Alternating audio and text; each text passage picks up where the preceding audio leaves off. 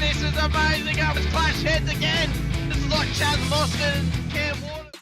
It's motorsport, but not as you know it. Test yourself and your everyday road car. Safe, affordable, but most of all, fun. And all you need is your daily driver.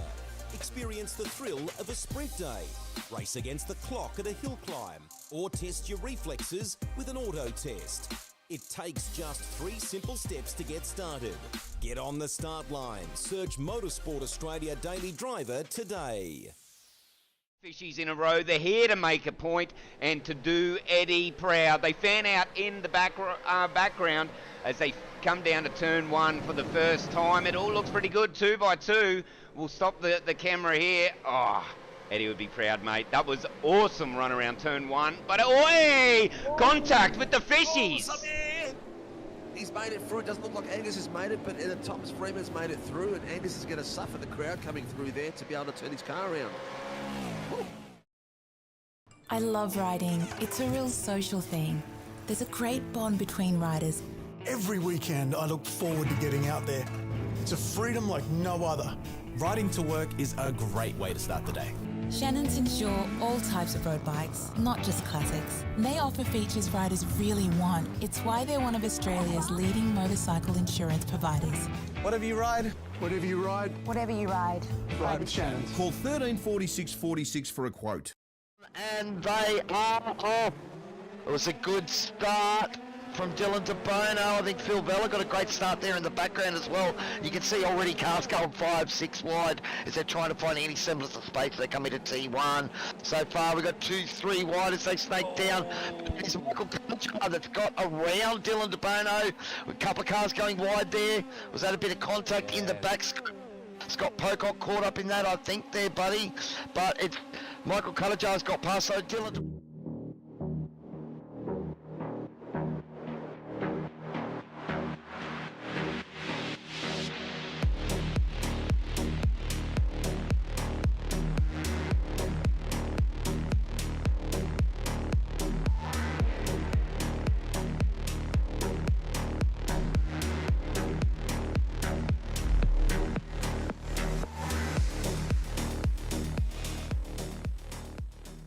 light is coming out and we're about to get going, and we have green lights and a very slow start for the 86s, but they are moving out there on the grid. It would be very interesting to see exactly which driver can capitalise on this first lap.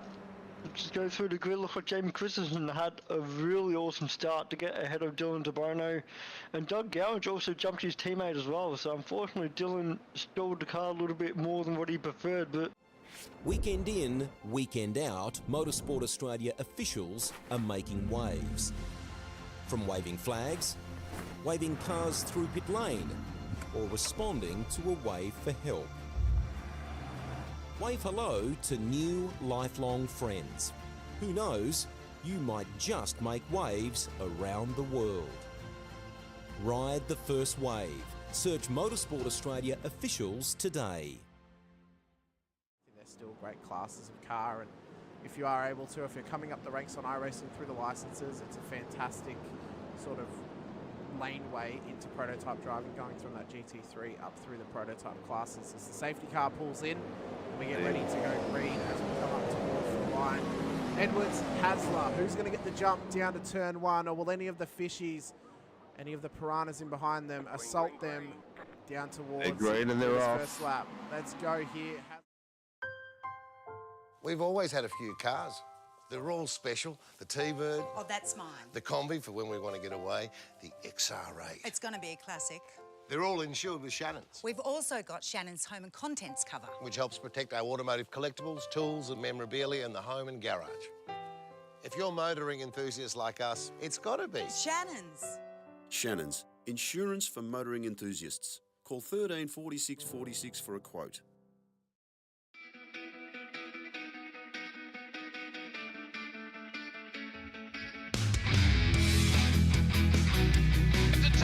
This is amazing. It was clash heads again. This is like Chaz Mostert and Cam Waters. Almost the same situation. Better contact going down the hill. Sam Noble wants to snip on Dave Coleman now. Sam Noble bottle right now because tell you what, Bruce Tanek and Jamie Dyson just absolutely drove away from us. Hayden trying to go around the outside. This is where he could have just sent it up the inside, but he hasn't committed, which is fair enough. It's very scary out there, ladies and gentlemen. Let's see if we get a good run. He's up the Dodds, just absolutely needs to run it into really nice move. Blake Delaney had to move out of the way.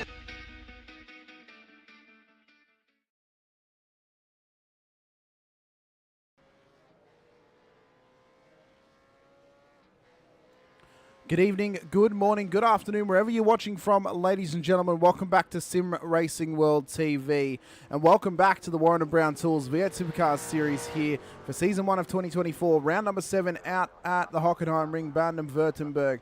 I'm your commentator here tonight, Hamish Munro. Joining alongside me is not Steven Sinkovic. It is, in fact, Ryan Price making a return back into the comms box with me here tonight after you made your debut with me at Long Beach a couple of weeks ago in the IMSA series, Pricey. But tonight's going to be a little bit different. Obviously, the Supercars, Hockenheimring, still going to be a bit of a challenge for them, but may not be nearly as chaotic as what we had last time.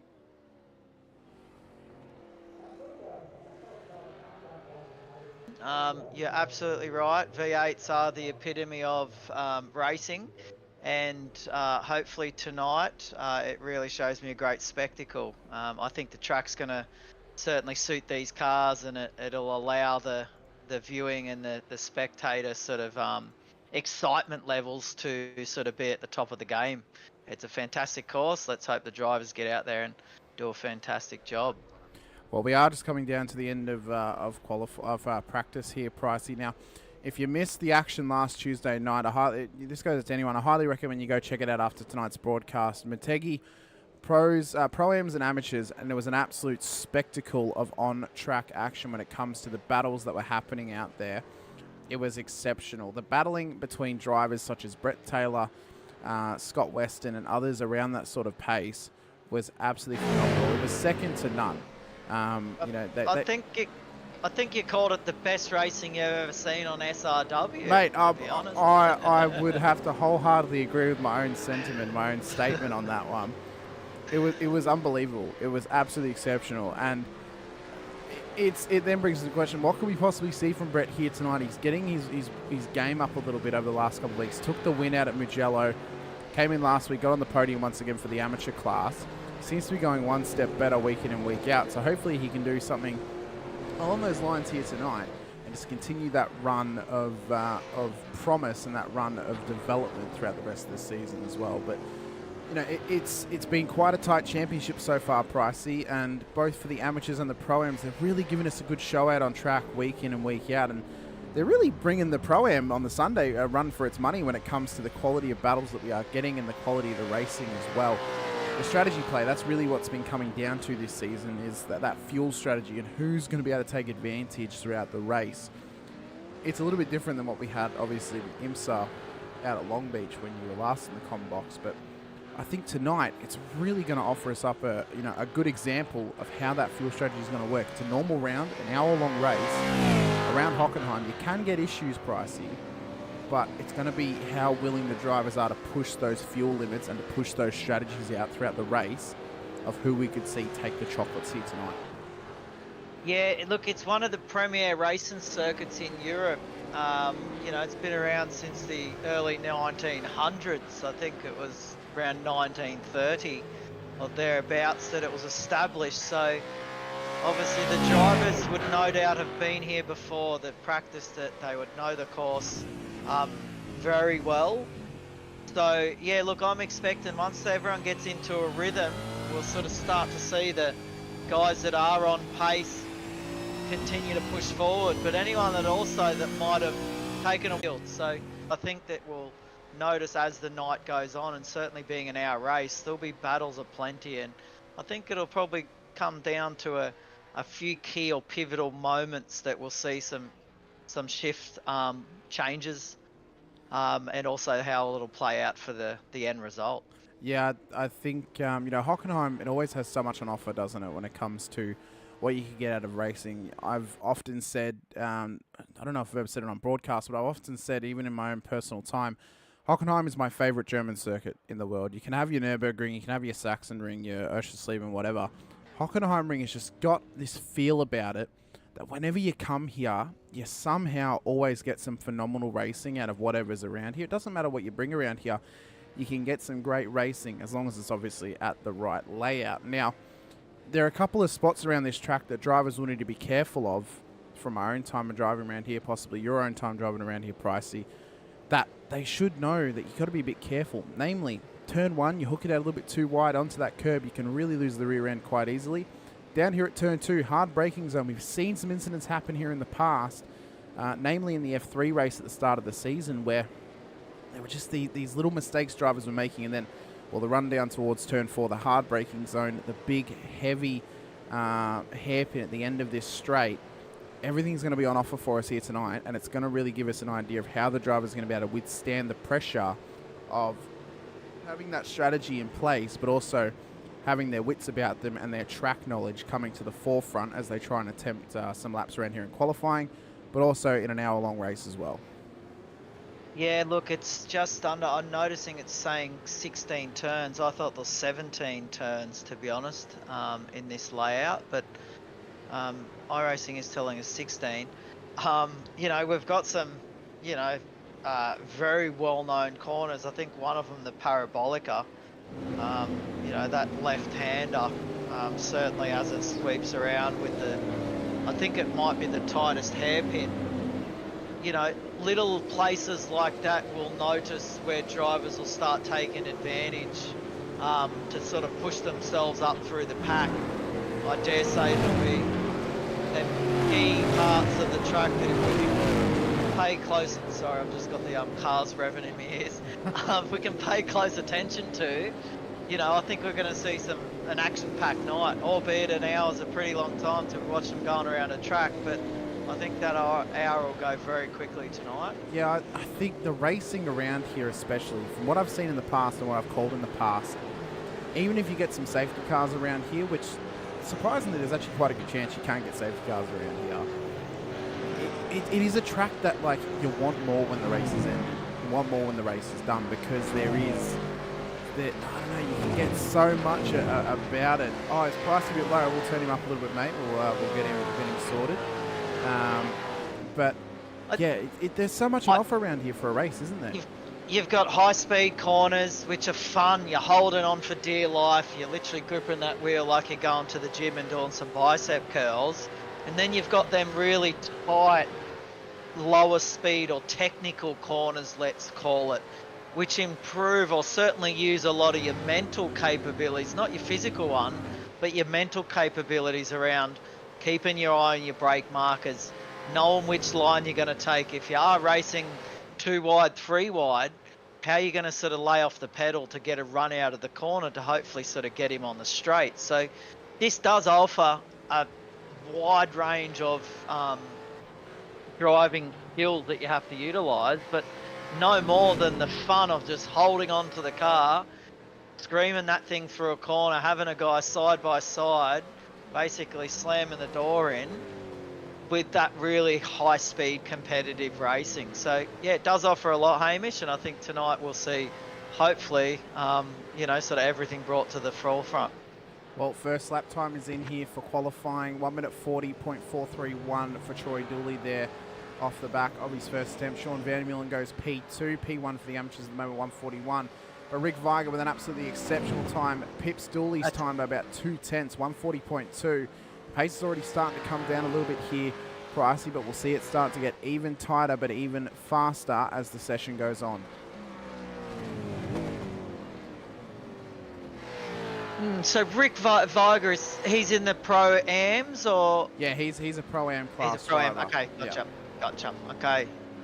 Troy Dooley just set an ultra-fast lap at a 140.43.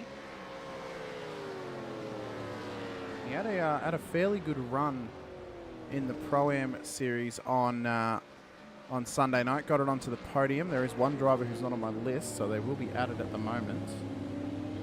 That's what happens when you get people who arrive a bit later in the season, but that's okay as well. Is that Peter, a new driver this week? Yeah, it is. It is Peter Pavlovic. Let's jump on board with Peter, see how he's getting accustomed to the first race of the season. Yeah, I'll just put him into his correct class, which I assume is his correct class. On board with him now as he comes up to that tight hairpin. Full lock as you come round. Such a tough corner to really maximise your run out of. And I've been speaking with Sinker over the past couple of weeks. These cars and the track combinations that we've had so far, maximising your runs out of corners is what can get you a benefit in being able to have an advantage within a battle or trying to get away from competitors in behind you who are battling as well. Because if you can maximise those runs, it's going to allow you to put the attack on in front or attack by defending in behind you as well. So, Peter just gets a massive slide out the end of that corner. Big whip of the car. So I've noticed in sort of my limited driving is that you can occasionally use an off-track to improve your lap time, which, providing you've got still enough left in the bank, you know, which generally on a 20-minute race you get 17 of them. Do you get an increase in incidents for an hour race, Hamish? No, it's the same across the board, mate. Is it? Okay. So, which I believe the limit is 17, and then 17. That's when they start to get a drive-through for impeding that. So, Darren Crosby across the line goes P5, but Peter van der Kraan, what an epic time from him. Goes P2 to go alongside his Angry Birds Racing teammate, Rick Viger. It's 140.421, only beating Andrew Cowan's lap time by barely a 15th. In fact, 004. it's unbelievable how close that lap is. Like, it's just absolutely nothing in it. A couple of comments already. Of course, JP letting us know that you were a little bit low and the car noises was too high. We fixed that. Hopefully it's a bit better now. Thanks for joining us once again, JP. Hopefully you are feeling a bit better, mate. I know you were a bit ill yesterday, but hopefully all is good. Jack was in the chat as well saying, yeah, boy. And then Scotty Barton in there going, let's go, Brett Taylor. Of course, Scotty joined that team not too long ago. Had his first crack of vets last season. Hopefully he'll be making a return this season. But Brett Taylor, what a run he's had so far. 2 podiums in a row for him in the amateur class these last couple of weeks. Hopefully he can continue that run for himself here tonight. Has got experience around here, raced here in the not too distant past in vets. It was either last season or the season before. So he has got the experience around here and he's only getting better as time goes on. So I have to see what he can do here tonight and if he can keep that clean run going. But we're 7.5 minutes into the session, Pricey. Halfway through, Viger leads the field here at the moment in qualifying with a 140.2. Then it's his teammate Peter van der Kraan P2, Andrew Cowan P3 at the moment. The top 3 for the amateurs, Vandermeulen, Fitzpatrick and King is how they currently line up on the grid. Yeah, not a lot of separating the top 7. We've got half a second there on the timing chart, so certainly the top end of the Pro-Ams, it's going to be a nice fierce battle, I reckon, for the first few laps there if they continue to hold this pace and consistency. As we sort of scroll down the field, there's probably another half a second gap between 7th and 8th, so that'll be interesting to see whether the race turns into a sort of a pack of 2 groups. Looks like clearly we've got some drivers that might be up towards the front, and then the rest of them seem pretty consistent where there's sort of 7, 8 drivers, same thing, half a second between them. So yeah, it's certainly the practice or the qualifying's looking like it'll lead to a good race.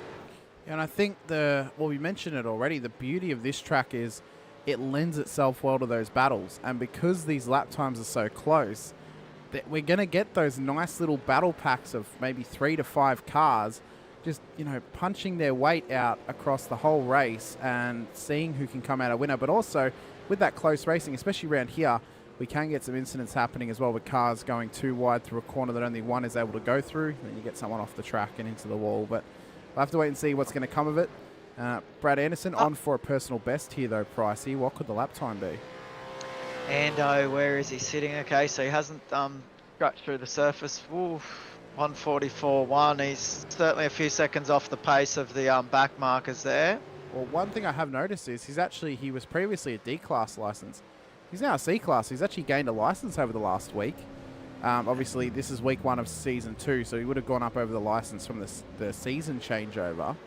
Yes. So maybe now that he's in C-class and he can actually race these things in the officials, we could actually start to see him get a little bit better as the season goes on, because he would be able to race these things much more often, race in the officials, and get that seat time that is so needed to really start learning how to tackle these cars a little bit better and get a lot more used to them as well. Look, I've thrown my hat in the ring once in these cars, and I think I joined SRW's amateur series for about 2 races and decided that I was more of a hindrance than a helper, let's say. So, yeah, look, they are very difficult to drive, and you're right. The more time you can get in them and to understand the nuances and some of the little finicky bits that certainly the D-class cars and even some of the Cs don't have, the sort of better off you'll be to put down some consistent lap times, that's for sure. But going back to the closeness of this racing, to be half a second between the top 8, and also there's another, let's call it another 8 there in the AMS, sort of splashed that 141 mark, over a minute 41 lap is a very close, sort of racing, or certainly there's not far between them. Now, you generally see that over a minute, a 1 minute 10 sort of race time or lap time. So for these boys to be only a half a second off each other over a near on what could be a 2 minute lap time certainly shows how close it really is, because they are going around for 2 minutes or near on and only half a second between them. Well, there is the splits between every single car on track, and you mentioned it. There's only one car in the top 21 drivers who is not within half a second of the competitors ahead of them, and that is Sean Vandermeulen, currently on screen. So he's the only driver to not be within half a second of the car ahead of him at the moment on pure lap pace. So it's absolutely crazy to me that can happen over a best lap, and that gap can exist like that. Yeah, it certainly is going to be hopefully some fantastic racing tonight. Looks like Sean just dropped a 141.3. Yeah, he's currently on a 141.3. I'm not sure why it's reading at plus 0.9. That's not the distance. So it is actually looking like the top 21 are separated by less than half a second. So hopefully that could fix itself though. Crosby though, P2 at the moment. That was good that for him to get up there. So they're getting closer and closer to that lap time of Viger, but no one's been able to pip into the 39s just yet.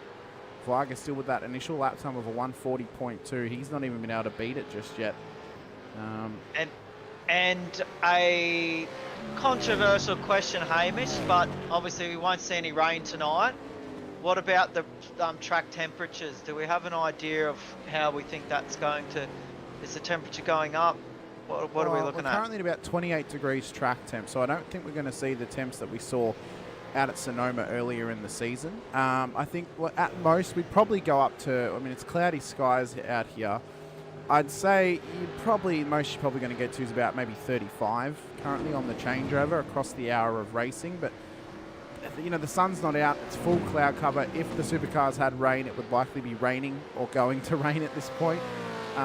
Just looking at those skies, but I don't think we're going to get much difference. It's not the coldest temps you can get on iRacing, but the lap times are still pretty quick for the track that we've got now. But I think it's you couldn't really ask for more perfect conditions out there at the moment. So we'll have to wait and see how they go. Darren Crosby, P2, as I mentioned. Steve Kennedy, his teammate, following him along track. He's also currently separating the Angry Birds drivers of Viger and Vanderkran alongside his teammate here, Crosby. So P2 and 3 for them at the moment. No Chris Burridge as of yet in this session. So only 2 M1 boys out on track. Jamie Davis, previously a Pro Series driver, now in under the Pro-Am banner. He still has the Pro banner on his car. We still haven't gotten that fixed yet. So hopefully it's at the point now where it's like we either just leave it on there for the rest of the season and say this guy is actually a pro, or we put the Pro-Am on before the final round. So I have to wait and see on that one. But he's had some good pace about him as well. Broadcasts are not doing their job, or So when you get people who are joining mid-season or changing classes, you kind of have to do it straight away. I didn't do it straight away, and other stuff gets in the way though. But hopefully we can be on top of that for season 2. As Sinker says, life does get in the way. Yeah. Look at that top 7 now. We've got 0.15 separating them. So certainly some very close racing and lap times there. So yeah, top 8 cars are really only separated by about 0.3 of a second. Like, there's barely anything in it. We're coming up here to the end of the 15 minutes. Drivers will have time though to finish their lap as long as they are on one. being that it is a regular round here tonight. Fritzy saying, Pricey, give away your secrets in the 8-6. Oh, if he did that, he'd have to kill you. That's the thing. Fritzy, I'm not leading the Pro-Am division in the, certainly could be taking on the pros, so I'm all ears on what your secrets are. Well, I guess speaking about the 8-6s just quickly, how'd you feel about Sebring on Thursday night as a track choice for those cars? Do you reckon maybe they would have been better off having that shorter club circuit as Cowie has a big off in the final corner? That'll be qualifying over for him. Yeah, look, it wasn't one of my better races. It was one of the first times I'm only new to iRacing, by the way, for anyone that is listening at home for the first time. So I'm not familiar with a lot of the tracks, so I don't know what the shorter layout looks like, but I think I had done one practice session prior to Thursday night, so I felt like my racing or my understanding of the track got better as the night went on, but I didn't have the best of 3 races, that's for sure. Pretty disappointed, to be honest. Well, I mean, there's always time to come back, isn't there, throughout the rest of the season. Big race coming up this Thursday, obviously, Phillip Island. How are you feeling going into that one? And surely you've cut some laps around there prior to now, being that it is a homegrown circuit and very good, pretty much no matter what you race around there in. Yeah, look, I've done the officials a few times, and they have had Phillip Island on it in a few of the seasons, so I am familiar with it and familiar in the 86s. I think the first season I did with SRW, we had an Phillip Island race, so that we were there at Phillip Island for one of the weeks. This week I'm actually at a conference on Thursday night, so I'm actually not going to be racing. So I've put the queue in the rack and I've been focusing on next week and done some practice for next week. So yeah. Well, we're just waiting for Sean Vandermeulen to come into the lane now, and we will be able to give you our starting grid for tonight's race course. Our racing around here, we spoke about some of those sort of danger zones, Pricey. One we didn't speak about, though, is actually what we're looking at right now, that little Mercedes Stadium section. The entry right-hander, very, very fast, very, very easy to get pushed out wide and end up in the sand. But then also that real hard-braking left-hander after the fast right. You can see some cars run off there and head into the wall too. So might be an area to keep an eye on here tonight. But our starting grid for tonight's race, there's only one of them, and this is how they're going to line up. Brick Viger, P1, with a time of 1 minute 40.283. No one was able to do any better. Neither was him. Michael Quash will start P2 alongside. Just pipping Jamie Davis there and into P2. Davis comes home P3 for the qualifying session. It's then Darren Crosby lining up alongside him for row number 2. It's then Peter Vanderkraan and Stephen Kennedy making up the third row of the grid here tonight, with Andrew Cowan and Troy Dooley lining up alongside in a PSR double for row number 4. It's then Daniel Clutterbuck and Travis Daly making up the top 10 and the 5th row of the grid here tonight, with Billy Mole and debuting Peter Pavlovic out of P11 and P12 in behind them. We then move down to P1 in the amateur class, P13 on the road. Stephen Martin, he'll start alongside his amateur cohort, Blake Fitzpatrick, out of P14 alongside him. Sean Vandermeulen will then line up in behind in P3 for the AMs, P15 on the road, alongside Pro-Am driver Craig Healy from East West Racing, GMK Logistics. So then Josh King and Daniel Schultz lining up in behind them, with Mitchy Noble and Brett Taylor making up the top 20 here in qualifying. We then got Marty Hanson and Scotty Weston in behind, with Brad Anderson in behind them. Thomas Freeman, our race controller here tonight, with Callan Hodgson and Shane Newens, the only drivers unable to set a lap time there. Tyson McAvoy, our other race controller. Big thank you to both Tom and Tyson for getting out there and doing us the favour of being our race controllers. But we got about a minute and a half until the gridding time comes up for us here, Pricey, and it should be on for young and old, I reckon, as you love to say, between these boys out there. Mate, we have a fantastic lineup of drivers. I'm just sort of going through them now, looking at 23 of them. We've got in the top, let's say the top 15 are all separated by a second. And over, like I was explaining before, a minute 40, it's a fairly long track. So, a second to make up over a long track like this can only be a couple of corners, let's say. I dare say it won't take much if someone gets the right run out of a corner or might get checked in a corner. That 1 second over a whole lap will certainly sort of, bring them a lot closer together. So, yeah, it's going to be hopefully a fantastic night of racing. I'm excited. I'm calling the V8s for the first time. So, you know, what more could I want? I'll be signing autographs, I think, by next week. I'll have to set up my own YouTube channel. Well, mate, as you would say, those lap times were so close, you could almost throw a blanket over them. Like, they were just so tight throughout qualifying. And if they can average those sort of lap times in the race, then there's going to be absolutely no separating them out there, will there? It just shows how comfortable they are at a track like this, which will bring fair, fun, competitive, exciting racing. So yeah, let's hope the boys get out there and sort of really rip in and race fair, race fun, and give all of us a good show. Hopefully we succeed last week's, which you've claimed as the best ever SRW broadcast. Well, they've got a lot to live up to. Lights are up though. Let's go racing out at Hockenheim. Who's going to get the run? Down towards turn number 1 here for the very first time. Viger had a good start there to Quash in behind him. Start. It was absolutely phenomenal as they all kind of spread on through into turn number 1 for the first time. And there's been contact with Vanderkrant in the background. He managed to catch it though, safe. Pricey. Yeah, he's safe. Yep, they're all clean out of the second corner. So they come down here. This mid-pack's going to be interesting. We've got a few starting to box in. No, they've come through that clearly. Looks like a great start, Hamish. Looks like there's been nothing too major to report. Yeah, a couple little elbows out, couple little wrestles happening throughout turn 1 down towards 2, but they've come away nice and clean, and I think that just comes down to the smart driving that's on display. Crosby's taking a dive on the inside. He's got him. Yeah, that was a great move from Crosby on Quash there. Oh, we can see there in the background, I think that was Fitzpatrick. He wanted it down the inside, gets it onto the grass though. Get your lawnmower out, buddy. He's trimming hedges out there. He's buckled. You know what this course does? Actually, speaking of shoulders, it reminds me of going to the driving range where you can get the driver out, you just start to open your shoulders up and really give it a fair red-hot crack. Oh, no, someone spun. Oh, that's Martin. Spun round in the background. Martin's off. It looks like he didn't have any incidents with anyone, which is good to see.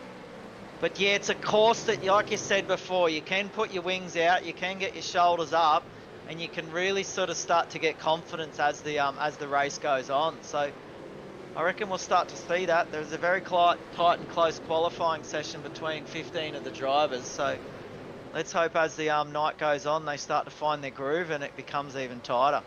We start lap number 2 now. Viger leads the way. Only one non-starter here tonight, that being Callan Hodgkinson at the back of the grid. So we'll get rid of him off our little grid there. They're nice and tight already here, Pricey. Less than a second separates the majority of the field. So they come on through turn 2 for the second time. As I mentioned, just a nice, clean run so far, and it's been really, really good to see. So far, they are very conservative. I just saw Crosby take one a little bit wide, actually. I thought Quash might have stolen the position back off him, but you're right. I think they're just trying to get into the groove, Hamish, get the tyres warm. Don't know, here we go. He's taking a dive. Oh! Very lucky not to take out Davis, but he did hit Crosby in the meantime. Could be a redress coming there for Quash. I could sense something was going on. Crosby run wide on a few corners, and when one of your competitors does that, it gives you a little bit of confidence. You're like, okay, well, I'm going to have to make a move soon. I've got to capitalise on them, because a guy like Crosby, he doesn't make them often. And so if you're going to be able to... That was almost like, you know, when you can smell the rain coming? It was a bit like that, you know, you can feel it in the air, and sometimes you get that little bit of electricity coming at us, but it was a little bit of a move that wasn't really planned upon. It was like he thought, I'm going to try and get this back here in the moment, and all of a sudden Davis is turning across into the corner. 869 has just been advised to redress, so we will see Quash come to the side here hopefully and let Crosby by. There he goes. But he's also going to let Daly through as well. Yeah, he put himself in a bad position there. You're absolutely right. Look, the challenge you've got is if you're going to take someone and do it properly, you know, you've got to make your mark and take the corner with clear room. Clearly, Quash was pretty hot on the brakes. You could tell he locked them up and unfortunately had nowhere to go, so he just tapped into Crosby. It was unfortunate, but you're right. It probably he probably shouldn't have went in as hot as he should and caused the incident. Really, I guess that's what the race control guys have ruled on, and he's paid his price. Now Crosby up the inside of Cowie, wants to get this done. It's going to be a drag race into the first little stadium section. Who's Crosby's your money got on? it. Oh, he's got the inside line. Cowie's not giving it up though. Oh, he's not. No, Cowie's got him. It's a great little battle, isn't it? There, sort of for the third position. Oh, Cowie's run wide. Yeah, I think just the end of that there, he kind of let the pressure get to him a little bit. Pushed it a little bit too hard just to hold that position. And that's what happens. Like I said earlier, on them fast, high-speed corners, that competitive racing gets the adrenaline up. You're pumped. You're like, this is fantastic. And he had Crosby on that fast corner, but when it comes to the technical one, he missed his brake marker and run wide. But this is what this course offers. It does offer a little bit of that tight technical, sort of lower speed type sort of mental skill. Then you've got that full. Cowie just loses the back end there. Then you got that fast corner where your adrenaline's pumping, you're holding on for dear life, and you're sort of just gritting the teeth to try and stay on the outside or get that nose in front. Looks like Cowie's starting to, I don't know if he's getting impatient, but he's certainly starting to, looks like, throw the car around a little bit in some sort of distress. It's almost like he was just wanting to see if Daly would open a little door for him there, up through 2. But Daly, though, he's got a run here on Crosby, down towards turn number 4, the hard braking zone. Oh, he backs out at the last minute. And it comes down to a few famous words from a very famous driver at one point. Nose to tail. I believe, I may be misquoting, I know that Ayrton Senna said, there's a gap, you go for it, otherwise you're no longer a racing driver. But it also comes down to, if you're not 100% committed to an incident or to a move, an incident's going to happen, right? So if you're not 100% committed to the overtake, 9 times out of 10 incident's going to come out of it, and you're pretty lucky if it doesn't. So full commitment must come when you're going for those overtakes at such a hard braking zone as well. So yeah, well, the beauty we've got with this course is there's a few probably different lines you can come in and out of a corner on. So if your competitor does take the wrong line or overshoots the brake marker and goes wide, there's certainly a lot of room to be able to squeeze your car through. So hopefully we don't see too many silly incidents, because there is a bit of runoff. We just heard something from car 101. I don't know if he's had an incident or something slipped around. But yeah, it certainly allows for them to have some cleaner racing. This is the incident here. He's on the outside of Mole. Oh, and just kind of wrestled him off the track. Yeah, touched him a little bit wide there. The way I sort of see the track going, I'm not sure whether he was racing the line, but yes, that'll be an interesting one for race control. But yeah, so the course does allow for the drivers to be able to open some space up for the person doing the overtaking, or vice versa. If you are doing the overtaking, there's probably a few lines you can come through under the person and sort of get a bit of a run out of it. Oh, we've had someone spin. It's Cowie. Cowie's lost something on. This is how it happened. It was down at the hard braking zone. Oh, and see there, he was hesitant to go for it. Oh, and it was almost a mirror move of Quash a couple of laps ago on Crosby. Wasn't it? Wow. Oh, well, at least they've all got away pretty cleanly, albeit Cowie's lost some time and sort of joined that third pack that's starting to form. So a couple of comments we've had already. JB Broadcasting saying, let's go pricey, I'll take a signed photo. So you've already got them lining up for the autograph session. So good. Hit like, subscribe, what is it? Yeah, hit the like button, the subscribe, and the bell icon as well. Then JP saying no after Cowie made that mistake. Good to see Cowie's got the cheer squad out there, but tonight.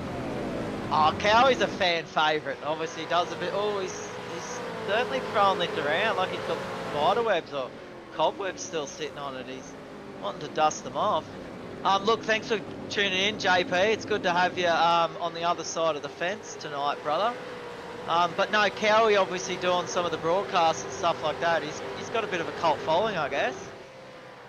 He's kind of becoming, one that the the fans tune in to hear, but also tune in to see if he makes those mistakes so we can give him a little bit of a chirp when he is in the booth. But see Billy Moult just poking the nose a little bit, but kind of just getting out of the way of the rear of the car so he doesn't run up into him under the braking zone. And that's one of them corners. It gives you a little bit, but it also takes you away, being how quick and sharp it is. And the other car can sort of get that racing line and turn in before you can really sort of shut the door on them. This is a moment here with Marty Hanson and Blake Fitzpatrick down at the hairpin. Oh, you can see there, Fitzpatrick goes for it late. Oh, and again, it's a mirror image of the Cowie and Quash incidents down at that corner. And that's that shoulders out, confidence, let's try and take it. And then they realise it. And there's another one locked up in the background. It just, whether the track is slippery there, there's more rubber on the surface, but it just feels like, and I've not raced these in the V8s, but they hit that last 20 metres, and that's when the zone of the car starts to go, nah, I've had enough, I'm locking the brakes up. They sort of, yeah, it would be interesting to sort of really analyse that circuit and that part of the track. It's probably where you need to be letting the foot off the brake, not going harder. And we're noticing them ones that are taking that inside dive, they're probably really putting their highest brake pressure on at that sort of 10 metre mark, which the corner might be needed to go the other way. Yeah, I think it's because you're having to get the car pulled up so much, basically to where it's almost parked up. It's like the rear end of the car just wants to keep going, you know? It's like that lateral movement, you know, where it just wants to follow you. It looks at decline. See that second bit? It looks like it goes down a little bit there. Yeah. So see where that little bit of bitumen is, it changes colour. Have a look when they're coming into the corner. It looks like the car's dipped forward a little bit. Yeah.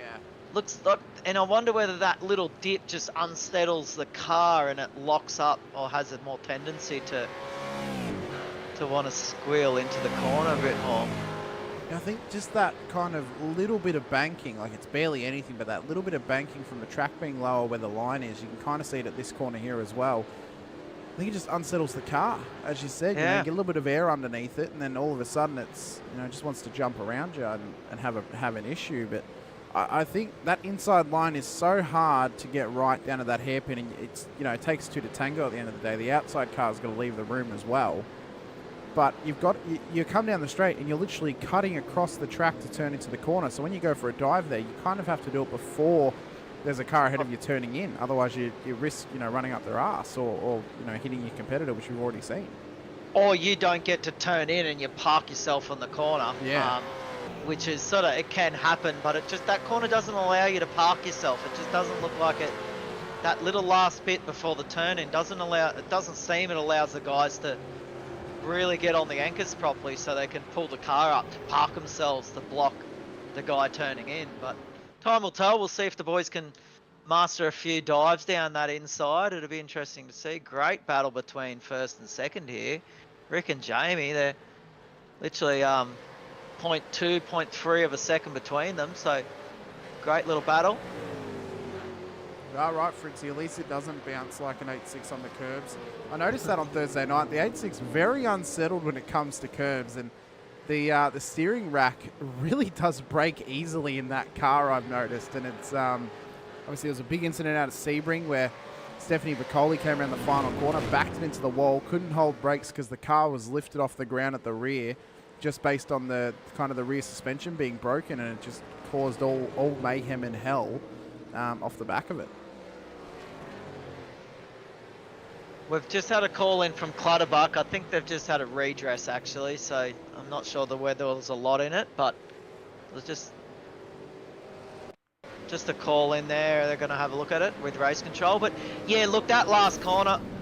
Oh, there we go. So that would be the incident at hand. Gotcha. This is the battle for the lead. Well, wasn't much in that one, but we'll see what Tyson and the boys rule on. Great livery on Rick's car. It looks fantastic from the front end. Is it the Angry Birds? Is that the... Yeah, that's awesome. That's the namesake of their team, Angry Birds Racing. Made the change to the livery at the start of the season. It was originally, if you look at his team out, it originally looked like... Actually, no, sorry. No, I do apologise. Rick's was the initial change on that livery. This is how they looked coming into this season. And then Peter, his livery changed around about Sonoma. And he's still running this one. JP saying that was hard racing. Yeah, I guess there's a bit of hard racing in it. Maybe a bit of a late dive, but... I don't know. It's a tough one to call. I think, if they were a little bit closer and he kind of just snuck it up the inside, then you can make the argument a little bit better. But he was diving from about maybe half a car length back. But these things happen whenever you go racing, don't they? But they're still on the road and they're still going, and that's the main thing. Yeah, no safety cars, mate. And we're up to about a third of the way in. So pitch strategies obviously will start to come into play. You reckon they'll all sort of run a similar strategy tonight, or? Well, we saw an interesting strategy play out at Mugello, which was our last full-length race of the season, where 2 cars in the whole grid went for a 1-stop. Everyone else went for a 2. Those 2 cars that went for the 1-stop, they finished P1, P2, because they had the pace to make up the difference in fuel saving for what you would not have to fuel save if you do the 2-stop. So whether we see that again tonight, those 2 drivers, by the way, Darren Crosby and Andrew Cowan. Crosby P3 here tonight. So if he goes for the 1-stop, could it be an advantage to him? But I know that Rick especially, he's a very strong competitor when it comes to his fuel saving and when it comes to his strategy plays. I've seen him do some absolutely miraculous things out of vets when he was in Split 2. And I even said to Sinker round 1, I'm like, keep an eye on him because he could be on here for a good result. He went out and won the first race just based on his strategy plays. So he's someone you're definitely going to keep an eye on. Jamie, we know he's got the pace about him. It's whether he can get that fuel strategy correct and continuing on. That's the same redress that we had at the start of the race, which was 869 redress to car 66, so they haven't actually put in a new message. Okay. But Vanderkran has come in, just saying that. Vanderkran's come in for a pit stop, so he must be committing to that. Oh, he's coming fairly early, so maybe a bit of damage on the car, but he's now going to have to commit to, I think, a 2-stop strategy coming in this early. Double pit stop. Unless we hear of a safety car, which going off the current status quo, would imagine we're going to have a pretty clean night of racing. No, Tyson has just apologised, said drive-through penalty car 31 contact on lap 8. So that little bump and run, they've given him a drive-through penalty, so that's why he came into the lane. Oh, that was unfortunate. I didn't think there was a lot in it. Yeah, look. I think it's. I'm just hearing that over race control now. These 2 guys here, Rick and Jamie, look, they're obviously starting to put a bit of a gap between them and Darren, and then obviously we've got 5 seconds between Darren and the rest of the pack. What do you reckon? Do you reckon they'll start working together to save a bit of fuel and sort of try and albeit they're not on the same team, but how would that play out? Like, I doubt it. I think they battle way too hard. Some of the teammates will, but the competitors, I doubt they'll try and work together. It's a very close and heated championship. I think if Dooley and Cowan get together on track, they'll work together if they can break away, but... Not much between Rick and Jamie. It's half a second, and we've been going for 21 minutes. It's hardly anything. Nothing. So obviously sort of, if they are fighting hard and fighting competitively, it's fantastic of Jamie to hold on the back of him and Rick to hold him off. Got an incident in the background here at Shane Newens. As he comes on through turn 1. Oh, it was a bit of a lock, caught the curb, and very lucky not to smack that wall any harder than what he did. Very lucky. Must have just got on the accelerator coming off the side of the coping, let's say. Just got the car a little bit unsettled. Great pack there forming from Travis Daly onwards. Yeah, these guys are really starting to come in their own. Aren't they? That'll go. It's good to see. So the Andrews last lap, Cowie's last lap was a 143. Dooley's was a 143. Daly and Quash were 144.6s or thereabouts. So if Daly comes in, so he's committing to a 2-stop strategy, but trying to get that that undercut on those other cars. Daly's in. There he is. Yet Daly is in. A comment from Daniel Winrow off the Facebook chat saying, go Travie. Well, he's doing pretty well. Just came in, did the stop. We'll see where he can line up after this little pit stop period happens. We'll see if any of these boys also go for a one-stop strategy. But back up the front, it's Viger and Davis, P1 and 2. Davis has just hit the best lap time of a 140.9. Rick's best is a 141.06. So not a lot in them, but Davis obviously has got the quicker lap time between the two over the course of the race. So, and they are lapping about the same pace as well. Their last time round, Viger was a 42.7. Davis was a 42.8. Crosby, though, was a 42.2. So he is actually closing the gap a little bit as the laps go on. You can see that now if you look in the mirror of the guys driving. Absolutely, he's starting to sort of get on the back of him on some of the corners. So he's down to a 1.6 gap now. So there's not a lot in it if these boys are. Look, there you go. Oh, what happened there? Oh, Davis has run wide. I know. Viger's Rick's in. gone. These pits. Oh. So he's committing to that two-stop. Davis is going a lap longer. Crosby has also come in. Absolutely. Oh, let's see how long Jamie stays out for. His rear end out of that corner looked a little bit loose, so wouldn't imagine the tyres would be worn just yet. Majority of the rest of the field also coming in. Dooley, Quash, Cowan, Kennedy, Pavlovic, Clutterbuck, Healy, Hanson, Fitzpatrick all into the lane. Let's keep an eye on where Travis Daly is, because he was in that little battle. Yes. Where was he when he pitted? Was he about 8th or 9th, I think? Yeah, he was around about, I think he was maybe P7 or 6th. He was kind of midpoint of that little battle pack. He's coming through, and in fact, he has managed to jump those boys in the pits, so the undercut has worked for him like an absolute charm. In fact, Dooley's also jumped Cowan, as well as Quash has also jumped Cowan, so Cowie, they're losing some spots in the pits across Was his pit time a little bit longer? Where do we... so his pit time was a 20.43. In fact, his lane travel was actually faster than the other boys. I think maybe they may have just carried a little bit more pace into the back of the pits. That may have just caught them up a little bit, but gotcha. Okay, maybe it's been a little bit faster out the box. It's a Daly run the quickest pit time. He was at 38 and an 18, so bit under a minute rather. So sort of 57 seconds. Well, he's putting a little bit less fuel, which means he's going to come in a little bit earlier again compared to those guys. So maybe a little bit of fuel saving might be needed here off the back of that. Davis is in. So from the lead, he comes in. Here's Viger. Let's see where he ends up. See how far behind. He was literally on his tail. So we'd hope as he gets out of the pit exit, they're going to be banging shoulders, you'd imagine. Yeah, I'd say so. Vanderkrant as well also looks to be out of this race. He's been in the pits since lap 11. So I think possibly maybe an upsetting end to the race for him off the back of the penalty. Not 100% sure. We'll have to wait and see. Davis is exiting pits, though. Viger's going to come around turn 1. Davis is going to pip him here. He's got him.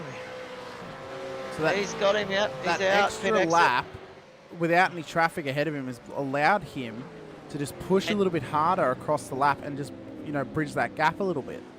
And obviously he'll be coming out. His tyres have been sitting in the pits for a bit, so he will need to warm them up slightly. But no, it looks like he's got on pace pretty quickly. Yeah, look, it's interesting. Obviously, Daly there pitting early. If he pits early again, you're right. He gets himself some clean air and a bit of clean space to really just ply his trade. So you're right. The challenge of pitting with the big group of people. Oh, who's locked up? It's Brad Anderson. Coming a bit hot through that corner. Yeah, the joy of pitting early and pitting outside of the mass means that you do get a bit of clean air. Jamie had it when everyone else pitted, so he had a whole lap of pretty much himself racing around the track. It looks like Travis had a similar scenario now where he's obviously got the ability now just to start to build some speed into his car, get some speed around the track, get comfortable with how he feels because he's got a full tank of fuel now. To obviously sort of work through this next session or next stint before he pulls in again. the majority of the field going for that 2-stopper here tonight. We'll have to see how it's going to play out across the rest of this race. Couple of differing pit times there off the back of that last pit stop. This was kind of how they lined up. It was an 18.8 for Daly, as you mentioned. Around about 20 seconds for Dooley and Quash, 21 seconds for Mola and Pavlovich, and then Cowan, Kennedy, Clutterbuck had around about the same pit stop time. Vigas was actually faster than Davis's by 0.4 of a second, but the pace that Davis was able to run on the lap comparatively to Vigas' outlap was just enough for him to pip the lead of this race. Yeah, as we get to the halfway mark, so just a recap of the top 5. We've got Jamie Davis in first. We have Rick Varga in second. And excuse me, guys, if I pronounce any of the names wrong. The first 5 are pretty easy, actually. Darren Crosby rounding out the top 3. We have Travis Daly in fourth and Troy Dooley rounding out the top 5. So the race seems to have started to settle down a little bit more. The guys are starting to find their groove. Where do you think the back end of this? Oh, here we go. Cowie's speaking of finding their groove. Here's Cowie, just obviously makes a liar out of me. But how do you see the back end of the race panning out, Hamish? Yeah, I think depending on how much desperation we're going to get between some of these battles happening, where obviously Cowie and Kennedy, these guys battling it out like two raging bulls. A little back and forth there. 25 minutes into the session, 35 to go. It's not looking like it's going to be a healthy chance at a safety car, but anything can happen, of course, but it's going to depend on how much the field's actually going to spread. Now, after the second pit stop, Kennedy just... Kennedy. The ego's a little bit hurt now after that move from Cowan, I think. Cowie does that to people. He just mentally wears you down. You see an opportunity, you think you've got him, and then it's like he just flicks a switch. We just had a call in. Car 16, Steve Martin. Yeah, called something in. It didn't sound like it was an incident, but I think he's just called in some driving capabilities to be looked at. Possibly. We'll have to keep an eye on it, but... Well, wait, I'll share with you what I hear through the comms box. That's all right. So I think, latter half of this race, the field's kind of spread out at the moment. We could really do with a nice little juicy safety car kind of just before the pit stop period, because it may force some drivers just to tread the waters a little bit and go in a little bit early, try and do some fuel saving just to get home. I think realistically, an incident that's going to happen that's going to cause safety cars is going to come from one of these little battles that we've got here, the nice little tight battles around about the further back in the field with some of the amateurs involved, because they may be making some certain mistakes that other drivers won't up towards the upper echelon of the field. That's not taking nothing away from their ability, obviously, but, they're amateurs and they're pro-ams for a reason out there, right? It's because they feel the pro-ams are better than the amateurs. I think at the end of the day, though, Pricey, it's all going to come down to how desperate some of these moves are and if they're calculated or they're not. We already saw some incidents happen down at turn 4. Could we see something happen down there later in the race that causes a safety car? We'll have to wait and see. Yeah, well, look, there's not a lot between them. Like we've sort of been commenting, they've all got very similar paces within the groups have started to form in the pack. So, I don't think the end of the battle between Rick and Jamie's over. We've got Darren who's starting to put in some pretty impressive lap times. Let's hopefully we see some sort of, standing battles go through, because they're not only challenging for the race, but we've also got the season that they're looking to. So I'm sure there'll be some individual battles. I'll know where each other are positioned on the overall standings, and they'll be wanting to make sure they make a move so they can pick a few extra points up. Because the obviously hour-long race, they only get one chance at it tonight, and this race is it to obviously collect their full gamut of points. So, they don't have to come back in 20 minutes time to race another race and hopefully can pick up some or redeem themselves. This is it. So, yeah, let's hope to see that.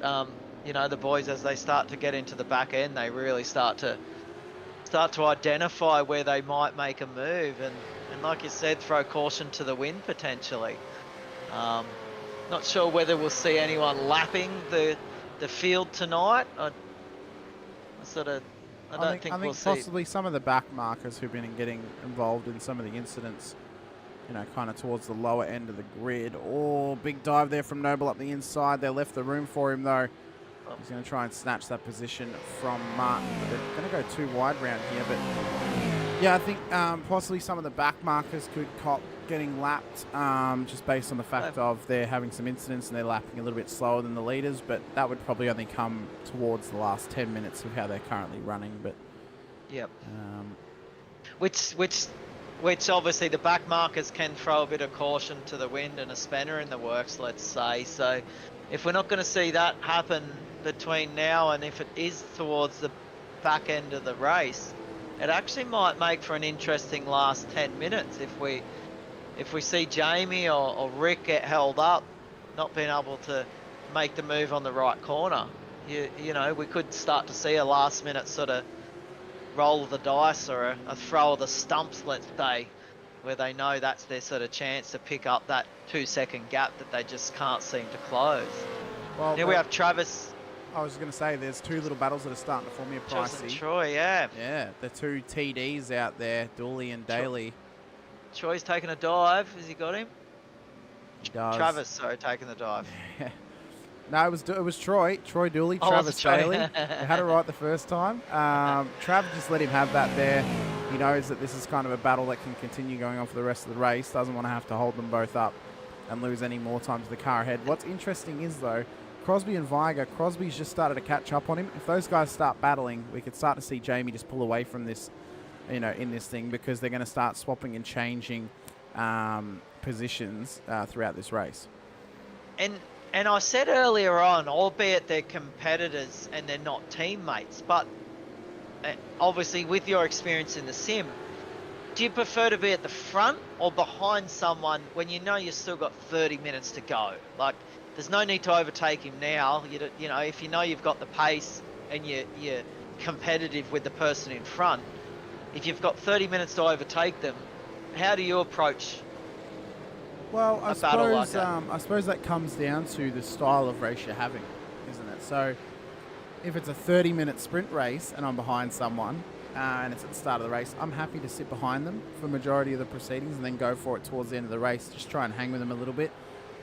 If we're 30 minutes from the end of an endurance race, though, I may be looking at trying to get past them pretty quickly because I don't want to be getting into a battle more so towards the end of that race. I want to try and get past them and try and build a bit of a gap. So it's, you know, it's kind of the tale of two cities a little bit where, you know, there's half an hour left of this race and that's half an hour until we get to checkered. Maybe you don't battle them for the next 10 laps, but you don't want to let them run away from you either, right? You want to be able to stick with them. They're 11 seconds off the back of Crosby. Are they likely to catch him? Probably not by the end of this race unless we get a safety car. So I say why not battle him for that spot? You know, chop and change some positions. Maybe wait 10 minutes, see if you can hang with him. If you can hang with him, then go for it. If you can't, then, well, maybe you made the smart decision by just letting them go. But, yeah, it's one of those things, and it's a tough one. And also depends on your championship positioning as well. I'm the kind of racer I tend to like to be behind someone, and I know I've got another 20 or 30 minutes left, to actually allow them to pull me into the race. Nothing worse than, certainly with myself, I get out in front and certainly history will show a few weeks ago, the nerves, the sweat when you've got someone on your tail versus you're on someone's tail. I do see both sides of the coin around. You want to sort of continue forward, but if he's holding similar pace than you and you're sort of similar in speed, obviously there is a strategy. And you're looking at Troy and Travis now, there's literally a bees between them. So yeah, it looks like sort of Travis is sort of, it's almost like he let Troy get in front just so he can sit on the tail and let him pull him into the race. I wouldn't be surprised if he did this as a strategy more so than a deliberate action for Troy's faster. Well, I think you know, personally as a driver myself, I find that I push a lot harder when I'm behind someone. Darren's just overtaken Rick, sorry, just by the way, we've too. just had a positional change. He has too, but they're still fighting for it. Oh, Rick's not letting it go. He has now, so this is how this sort of started just a couple of corners ago. So they're coming down towards turn 4. Rick held that inside line up towards the 4th hairpin here. Does he lock his brakes? Oh. Managed to pull it up. Yeah, he's got the outside run, maybe a bit of exit speed, but not a lot. Nah, yeah. I think just the fact that he had the inside line on the next corner just gave him somewhat of an advantage. Absolutely. Over him there. Mitchy Noble's had an incident though up the back of the field. What's happened to him? He's got Brad Anderson in behind. As they come up towards turn 4. Oh, and he's just looped it round. Ah. A little bit too early on the gas. Well, that'll do it to you. It's Steven Sinkovic all over again.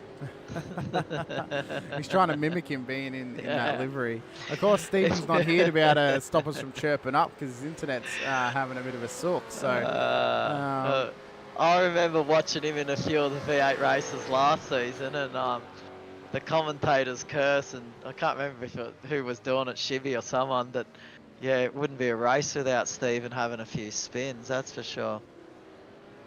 Might have been either Shibby or Peter Gretton, possibly. They do love chirping up Sinker a little bit, as do I, as do majority of the commentators, because why not? He loves chirping himself up too from time to time. But it's a nice little battle for P2 though. Crosby and Weigart doing the business right now.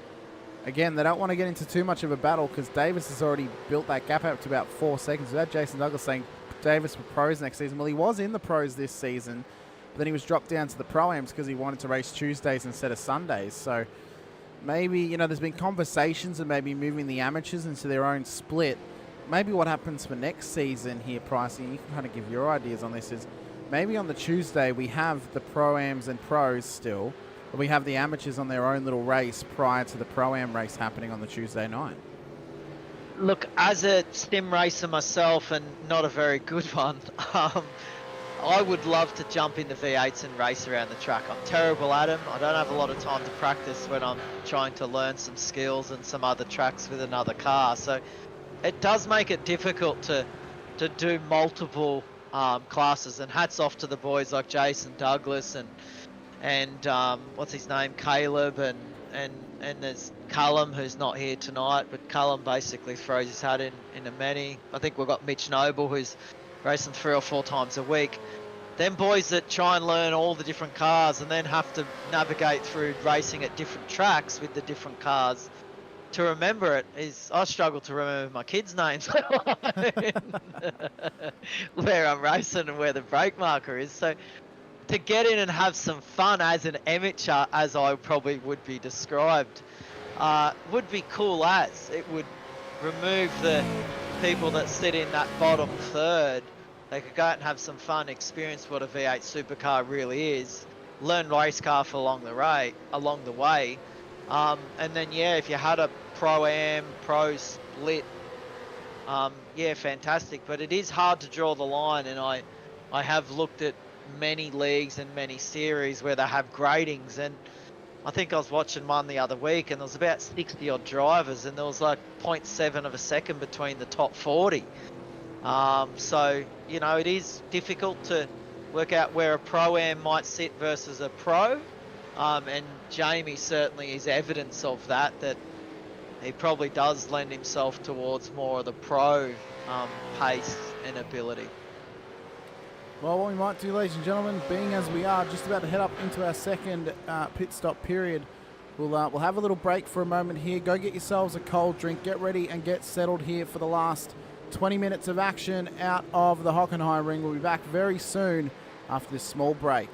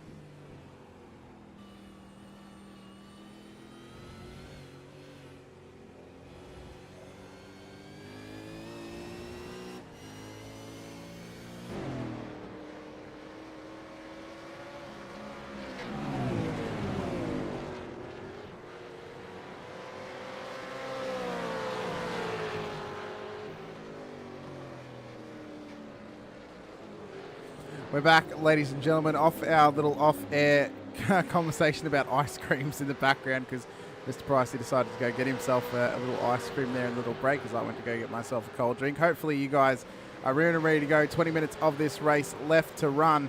Pit stops are about to be coming up. It's Jamie Davis, P1 as it stands, to Darren Crosby, to Rick Viger, our provisional podium positions at the moment. Then it is Troy Dooley, Travis Daly making up the top 5. Billy Mole, Peter Pavlovic, Michael Quash, Andrew Cowan, and Stephen Kennedy making up the top 10 at the moment. Kennedy putting immense pressure on Cowie, though, as we make our way out of the first of the stadium sections here at the beautiful Hockenheimring. And you know what? Even though the field's spread out a little bit right now, Pricey, we're still getting some of these really good little battle packs just starting to form all up and down the field. Some fantastic battles and really close competitive racing, right? So you can tell the abilities of the boys on this track, which qualifying demonstrated that they are very close. So when they can get close to each other, as we see Kennedy and Cowie go into the pits, or Cowie's off track there. Great view. Oh, he's brake checked him. Doesn't want to get that speeding in lane, but Stephen. Yeah, so obviously because they're so close in racing, when they are close to each other, it really is evident on them packs and them battles they can have, right? Like, you know, you're not seeing them gap away from them on a corner. You're actually seeing them stay with each other for many laps. And in that case, Stephen and Cowie have been together pretty much at the hip since birth. Well, Viger's actually managed now to jump Crosby in the pit stop there. It was an 18.9 second stop for Viger and 19.5 second stop for Crosby. We'll have to wait and see when Jamie comes in to see where he could pop out around these guys at this stage in time.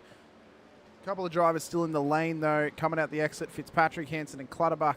Martin, Schultz and Noble still in the lane as we see. Tyson saying brake check, he's going in the pit lane low. Yeah, no, he's just trying to get the car slowed up so he doesn't get that old speeding in pit lane.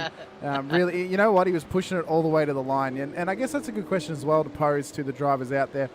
When, you know, do you pull the more aggressive strat of coming in ultra quick and then trying to get it slowed up right at the line, or do you come in a little bit more controlled and just kind of slowly get the car back down to pace? I'm kind of more of the controlled type because I've found myself getting speeding in pit lane penalties quite fair often when I try and push the boundaries. Yeah, I wonder what the viewers at home think. Throw some comments into the chat group. Would love to hear how you guys obviously enter and exit pit lane, or more so enter.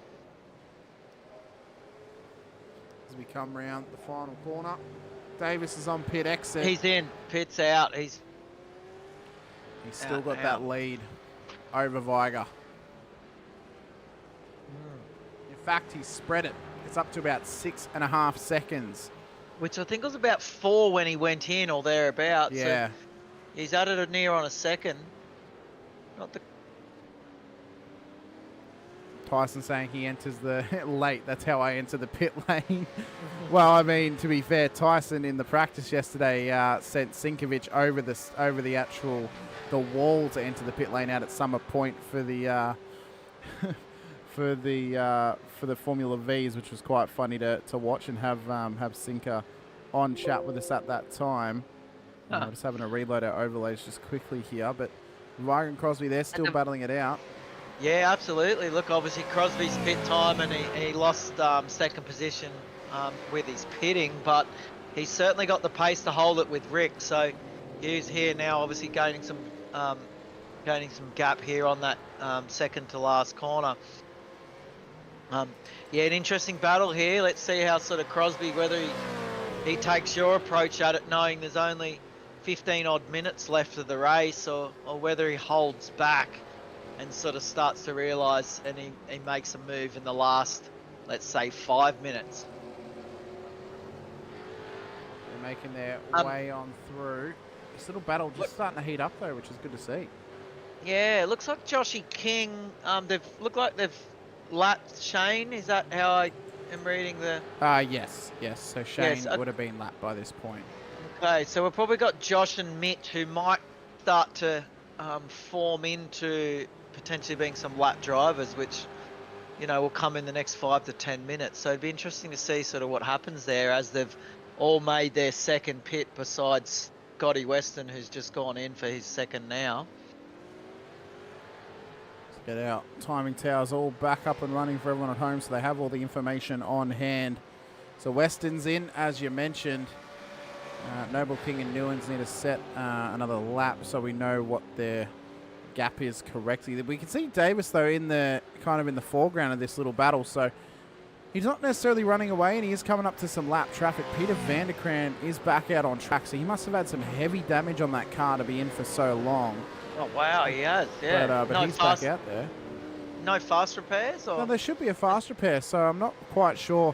Maybe he stepped away for a minute and just kind of took a breath and then came back. Not 100% sure. We're only really surmising on that one. Oh, good to see him back out there cutting some laps.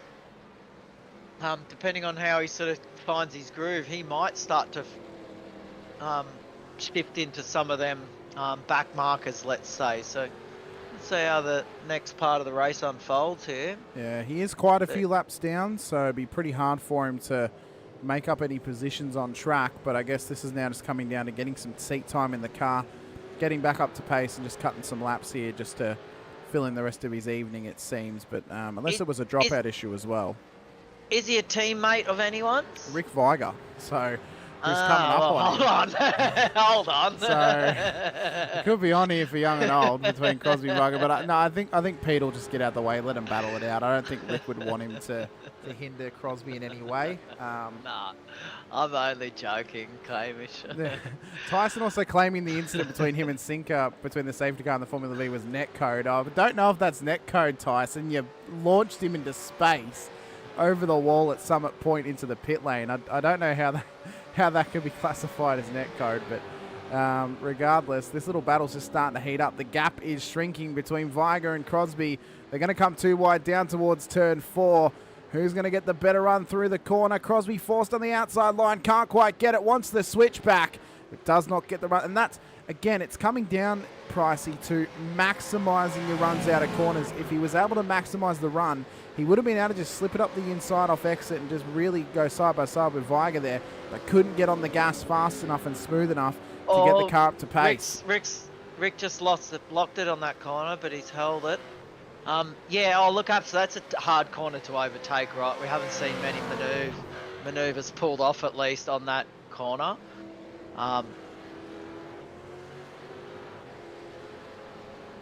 A couple of cars go off track here. It's Shane Newlands and Brad Anderson. As they come on through, Brad just kind of, there's plenty of room there between him and Shane, but he was just kind of trying to avoid him there, a little bit hesitant to turn back in on the corner on him, but both of them just running it a little bit wide off the exit. Yeah. So Rick was just chatting to race control about something there. Not quite sure to what it could have been. For the viewers at home, Hamish, and excuse me in my ignorance if you've spoken about it before, but for the viewers at home and some of the ones that aren't part of SRW, if the guys get caught in a black flag or they get a decision that they've got to redress after the race, what can they do to clarify some of the decisions that are made? So there are certain protest periods after the race, of course, where you can have a chat to race control and they raise a ticket with race control to get that looked at from them, obviously. So you raise a ticket in the Discord, you provide some evidence as to why you think the decision was incorrectly made.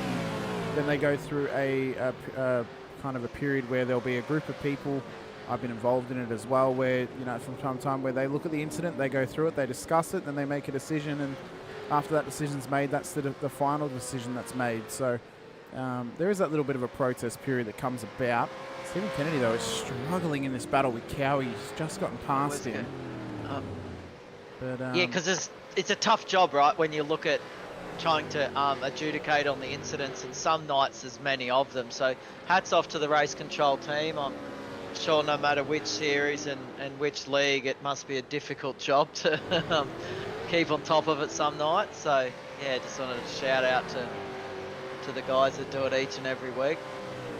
See Scotty Weston leading his V8 Veterans cohort in. Brett Taylor in behind. Taylor currently on a podium position, but that's a big lock-up from Weston. That's going to allow Brett through up into P15 on the road. It's actually going to leave, or it was going to leave, a little bit of a gap between him and P3 in class, Sean Vandermeulen. But Weston just slots in behind Sean now as they battle their way through these next couple of corners here. Coming up to the real nitty and gritty time now. 10 minutes to go. Pricey, not looking like we're going to get a safety car here tonight, as the cutoff is 5 minutes till the end when that does happen. And we're not really seeing anything that's kind of hinting at that happening at this stage. No, not unless someone falls asleep at the wheel. I don't think we're going to see anything major in terms of an incident that would warrant a safety car. As we've sort of noticed in the last 50 minutes, it's not a track that would sort of lend itself, you'd imagine, for a lot of safety cars. There's a lot of good braking areas, straights to get your braking done. The corners, don't have anything too inconspicuous that's going to cause too much damage. A lot of runoffs, so you're right. I don't think we'll see another race, a safety car, but we certainly will see some great battles like we're seeing here. Rick and Darren. Darren's now sitting about 0.2 off Rick. I think Darren isn't playing with him, but let's say he certainly feels like he knows when he's going to make his move here in the next 4 minutes. So I'd hate to see us leave this one and something happens. But even behind that, we've got Troy Dooley, there's Billy Mole, Peter Pavlik. They're all sort of sitting within half a second of each other. Steve and Andrew also at it. So, yeah, look, I don't think the final positions as we see now will be what we'll see in the next 5 minutes. Well, we got Viger versus Crosby. Just under, or just over 7.5 minutes to go before checkered flag flies. Could only be maybe 3 or 4 laps left in this one here tonight. Who's going to get the run, though, down towards turn 4? We can only wait and see. This is what the drivers pay good money for. These battles like this, doesn't matter whether there's 20 or just one other car. It is literally heart in your mouth, grit your teeth, and sort of hold on. They've been battling for 55 minutes, these two, it feels. We are 55 minutes in. Geez, that's gone quick. 55 minutes since they started gritting up. It's 53 minutes since the green. My apologies, guys. So 7 minutes left, but it certainly feels like we've been watching the race for 7 minutes. It is literally, it's flown by. It has, and I guess that kind of comes down to whenever you don't get any of those safety cars or anything like that, you get straight green running to the end. It just kind of absolutely flies by. I checked out before. I just want to check it out again. The little kind of rear suspension cam that we've got here on the Mustang. I just want to see what kind of load they're running with through this sort of second stadium section of this track. You can see the amount of wheel movement that happens through these corners. It looks like Crosby wanted up the inside there. We'll just quickly check. He's not quite close enough, but just a lot of movement here on the rear of the car as they make their way through this little section of circuit. Yeah, absolutely. There's certainly the car setup, you'd imagine, with a track like this would pay dividends, right? And as we see Crosby, he's got a nice run out of that corner. There's some great battles forming. If we sort of get down to Peter Pavlik and Billy Mole, it looks like they've been sort of hanging off each other's tails for the last few laps. So you can see Daly and Dooley's battle just up the road as well. Quash just lurking in the background, but he's not quite close enough to put the pressure on. 5.5 minutes left, or 5 3/4 minutes left really in this race. As mentioned, could only be a couple more laps left in this one. It's Davis to Viger to Crosby. That's the top 3. Daly, Dooley make up the 5. Pavlovic, Mole, Quash, Cowan and Kennedy is the 10. Fitzpatrick doing very well. P1 in the amateurs, P11 on the road. And there's Clutterbuck, Hansen and Healy in behind. Crosby's just gotten a move done on Viger here. We'll get the replay happening for you of how he did it. Very similar to how he got it done last time though, but they're still going to keep wrestling for this. I called it. I knew as soon as we went off him, there was going to happen. I had a feeling Crosby, he certainly looked like he was holding on to Rick pretty well. So let's hope that Rick can come back in the last few laps. Nice bomb down the inside. Forced him out wide as well. That's just great racing. Great, smart racing from him there, just to get him offline and force the issue of the poor run out of the corner. And shows Rick's professionalism as well, right? Just to realise that he had lost the corner and to push himself a bit wide without doing anything silly. So hats off to both drivers. So less than 5 minutes to go. Let's check out some of those little battles we were mentioning. Weston and Taylor, these guys still battling it out. Looks like Taylor's going for that 3rd podium in a row. here tonight. He wants to get it done. He's currently P2 in the amateurs, so been a good run from him these last couple of weeks, although he's not really able to challenge for a victory here tonight. Travis.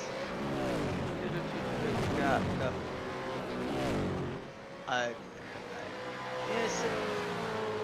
Is that Pete there somewhere? No, he's a little bit further behind. Okay. Yeah, there's so Pete just there.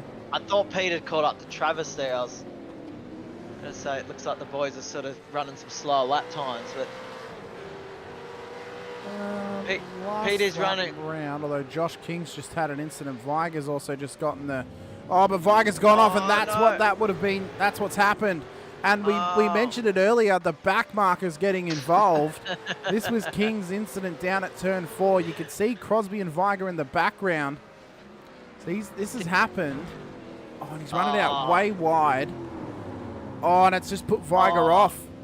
He has, absolutely. He obviously wasn't expecting that. He probably thought that Josh was going to keep sort of running the same racing line and take him on the straight. This is it again, yeah, just put him off, went for the move, and then just a bit of a cooked brain off the end of that one. But what it's done now is, though, it has pushed Darren Crosby up into P2 with a nice little 1.5 second gap with 3 laps to go. Davis has got this thing wrapped up like a Christmas gift. 13.3 seconds is the gap back to Crosby. So you'd have to argue that it's going to be pretty tough here for Davis to lose this one. I can't imagine that there's going to be anything but a checkered flag come his way in the next 2.5 minutes. But, mate, going back on the predictions of the night, I might have to share the lotto numbers after we finish the broadcast. Because look, getting to look, Troy Dooley, Pete, and Billy are sort of.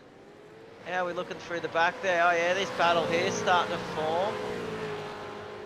I reckon if we had an extra 10 minutes of this race, we could be on here for a heated battle, though. Dooley wants it up the inside. Mate, I think we're going to be on. These two here are holding each other up, which might sort of bring Pete into it as he's starting to do that whip around. This is going to be a great little one to watch. The 2 minutes left of this race. When Davis crosses the line, he'll get the white flag. Should be 1 to go when it happens. So Choi's taking the inside here. Davis has gone wide. Oh, Pete's gone for it too. Oh, what a great little move. And they're going to be too wide. This is a high-speed corner, this one, so it's going to be great to watch. Hold on. Oh, that inside to that one, he just can't do anything about it. Pete's got it. Oh, he had to look up the inside, but just decided to form back into line. And I mean, this is only the battle for P4 on the road. Billy Mole having a couple of little dropout issues in the background. He's kind of blinking in and out here. Oh, there he is. There he is. He's back. Pulled a Houdini on us here. Where's Davis? He's just started the last lap, so this should be white flag running for him. But back to this little battle on hand. Daly, Dooley, Pavlovic, and Mole all starting to get involved. It'll be 1 lap for them to get it done. It's the battle for P4, and if anything happens to the top 3, this could be the battle for a podium position, but you'd be pretty hard-pressed for that to happen. Barney is out there waving the white flag. Let's go racing one more time. I've heard Barney doesn't have an umbrella when it rains. No, he doesn't. He does not have an umbrella when it rains. I think he just has a waterproof hat. He must be paid well. Yeah, I reckon. Here we go, Troy. He's having a look. He's not sure. This is what they pay good money for. The last lap, you've got an opportunity to battle with 2 other drivers, or 3 if you include the 4 in the pack. This will just, this will be setting them off. The adrenaline that'll be rushing through. They've been at it for 59 minutes. All the hard work. Big lock up from Daly. Oh, Daly's gone. And could this lead to... Billy Mole not quite close enough, but that's now promoted. Dooley up to P4. Pavlovic up to P5. Where's Davis? He's coming into the final little section now, so we'll sit with him. After a dominating performance all day from the number 92, he's done well to get the lead, hold on to it, and spread his wings and just fly away with it. Round the final corner he comes. Davis takes home the victory out at the Hockenheimring. Flashes the lights. He's happy with that one. Crosby's going to come round 13 seconds back down the road, nearly 14 seconds in fact. He's going to come round and he's going to take home P2 here tonight with Viger in behind him there for P number 3. That is our podium here tonight. Dooley, though, he's done the job. He's held off Pavlovic. He got past Daly when it mattered. The battle's still on him behind. Pavlovic lost the back end. Big slide. What a run. Dooley to Pavlovic to Daly to Mole. I think Daly got... No, Pavlovic got it on the timing, so wow. there was nothing in it. 0.03. Absolutely nothing in it. Quash comes home, P8. Cowan in P9. Kennedy makes up the top 10. Fitzpatrick will come around the final corner. He'll miss out on P11, but he'll take home P1 for the amateurs as he comes home. And then there's Brett Taylor, 3 weeks in a row, 3 podiums for him. P2, 2 weeks in a row. After his first victory out at Mugello, he comes home P2 once again here tonight. Stephen Martin, after a good run, he'll come home in P3 for the amateur classifications. But what a run it was from this man, Jamie Davis. Made another superb performance. He's obviously sort of positioned himself rather as one of the top drivers, one in this series, but no doubt across the V8 Supercars, sort of iRacing league. So, yeah, hats off to Jamie for knocking out another win, and it would be a pleasure to get out on track with him, so all the drivers can be certainly very proud to, albeit they were 14 seconds behind. He's a top class driver, so well done, Jamie. We'll get up our provisional results now for tonight's race. It was Jamie Davis out of P1 there ahead of Darren Crosby of M1 Racing in P2, with Rick Viger making up our podium for the Pro-Ams and the overalls. Troy Dooley will come home in P4 ahead of Peter Pavlovic, who'll make up the top 5 on debut. A great run from him. Travis Daly will then come home P6 after a late mistake down at turn 4, costing him a top 5 finish. Billy Mole will then come home in P7 ahead of Michael Quash, Andrew Cowan and Stephen Kennedy, who make up the top 10. It's then Daniel Clutterbuck in P11 with Blake Fitzpatrick. P1 for the amateurs, P12 on the road, with Marty Hanson, Craig Healy and Scotty Weston making up the top 15, with Brett Taylor P2 for 2 weeks in a row for the amateurs, 16th on the road for him here tonight. Ahead of Stephen Martin out of P17, P3 for the amateurs, with Daniel Schultz and Sean Vandermeulen making up the top 19 competitors.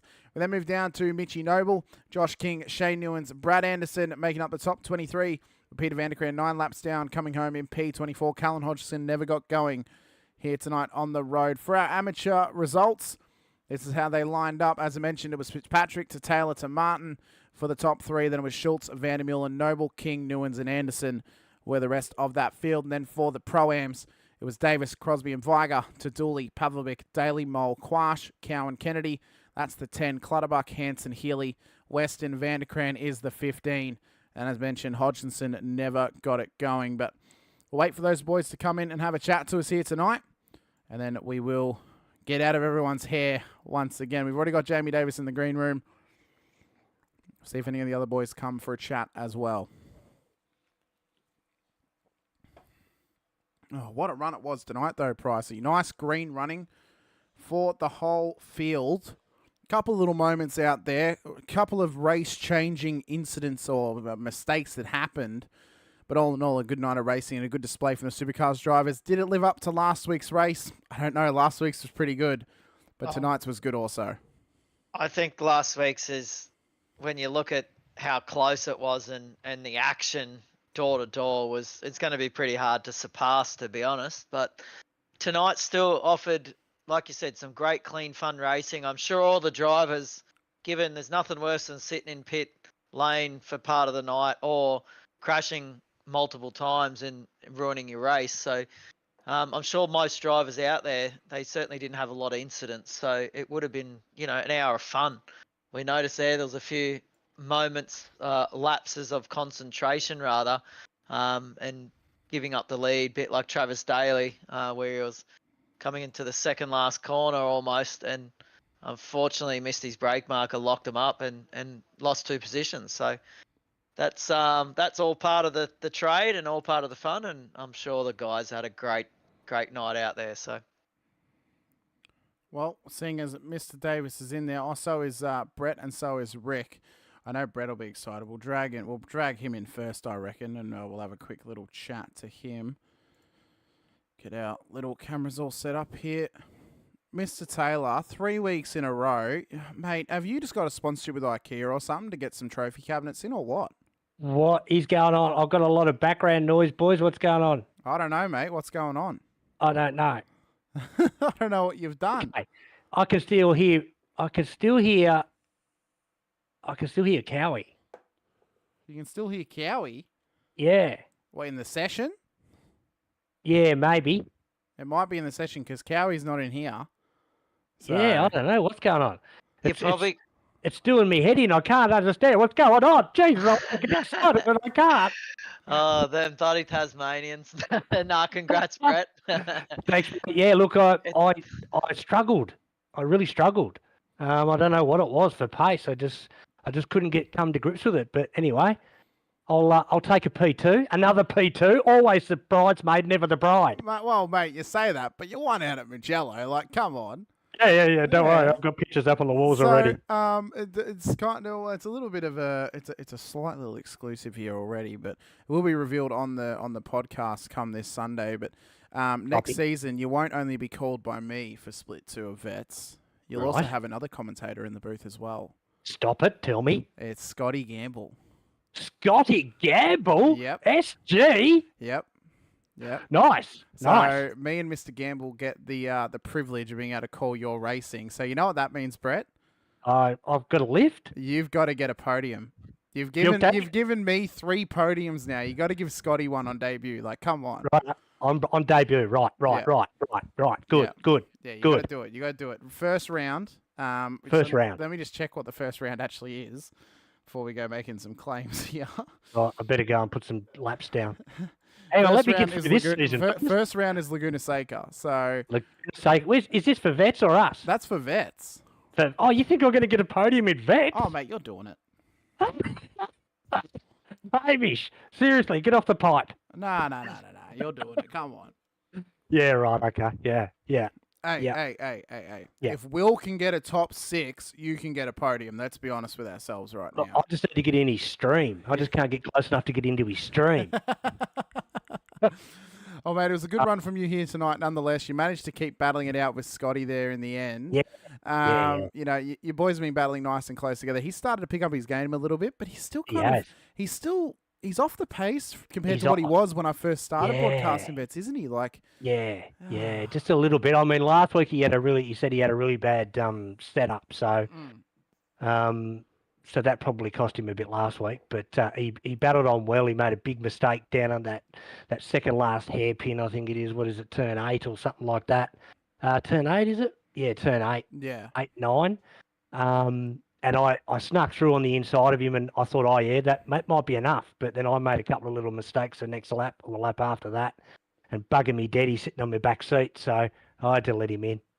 Well, what do you reckon, mate? Do you want to, if you really want that Vets podium, do you want to come race for the Infinity Boys next season? What do you reckon of that idea? Steady on. You'll start a world war here with the Valve boys. Jesus. Oh, we'll have to wait and see how that will mate. Jesus Christ. Oh, mate, congratulations on your P2 here tonight, mate. Let us know who's giving you and Valve the support out there, and anyone else you want to give a shout out to as well. No worries, mate. Yeah, obviously, SRW, Valve Esports, Ross at RSW Graphics. I'm just trying to look for. I wasn't prepared. I was doing my burnout. What have we told you the last 2 weeks? You got to be prepped, Brett, because you're just the mainstay on the podium now. I'm still an amateur. You see, I'm still an am. An am. Yeah. That'll do for now, boys. That'll keep everyone happy. That needs to be happy. You guys, my guys, and away we go. That's all right, mate. Well, you're currently P4 in the championship. You're 1 point behind Mr. Fitzpatrick leading into tonight. You would have spread that gap a little bit by getting P1, but Battle's still getting close there for that top 3. And then, Schultze and Martin. Schultze had a bit of a poor night, but this championship's really coming down to the nitty and gritty for the final couple of rounds. Yeah, that's why I was liking Scotty behind me. That just give me that extra couple of points on Stephen and Daniel. But anyway, look, we'll see what we go. I think we've got another one. What have we got? Two to go? Yeah, mate. We've got Magny Core next week, sprint round action, and then the Enduro out at Sebring for the final round. Righto, I'm on. Let's do it. Very good, mate. Well, thanks for coming to have a chat to us. Congrats once Boys. again, and best of luck in Congrats, your Brett. pre-qual this week and for next week as well. No worries, Hamish. Good on you, bruh. All Thanks. the best, mate. Thanks, buddy. Super. Hey, you're not Tasmanian, are you? Me or Hey. Ryan? Ryan. No, I'm a Queenslander, mate. All right. Bogan. Just seen with bruh. It's a Tassie brand. I just thought you might have been a Tasmanian boy. Yeah. All right, boys. All right, thanks, mate. Have a good Yeah, one. mate. Ciao. Wait, we'll drag in Fritzy. Fritzy, where did Steve go? We saw him in there. He's down in the waiting room to chat to race control. What, is he leaving it all up to you or what? Yeah, he's not sure if he's on superstar status or bad boy status still. I got ya. He's in trouble first, but then I think he'll be here then. Okay, well, hopefully he will. But regardless, mate, you did well here tonight. You managed to get that P1, obviously, for the amateurs and managed to keep your lead over Taylor for P3 in the championship at this stage. But it is getting down to the nitty and gritty now for that championship, as I mentioned. Top 4, separated by around about 30-odd points at the moment, going into the final 2 rounds. Schultz had a poor run. Obviously, Stephen finished a bit further back than you did, so there could only be a couple of points separating you boys by the come next week or even by the end of the season. Yeah, I am hoping for that. I'm hoping to be a bit closer to Stephen. Me or Stephen, P1 is the goal for the end. Well, if we quickly look at where you both finished here tonight, so you were P12, Stephen was P17, so yeah, good he chunk didn't of have the points best night there. tonight. So there's a good chunk of points, so that could mean that you catch up to him a little bit. Plus, Schultz was a bit further back, so we'll have to see how it is before next week and just kind of determine what that battle's looking like between the 4 of you. But another strong one tonight. You kind of left the other boys for dead there in the end, but just missed out on the top 10. But still a good finish though to get home P1 for the amateurs.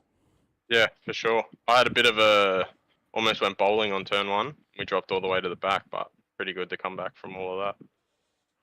Well, mate, how was it out there tonight? Obviously, kind of doom and gloomy skies out there, cooler track temps.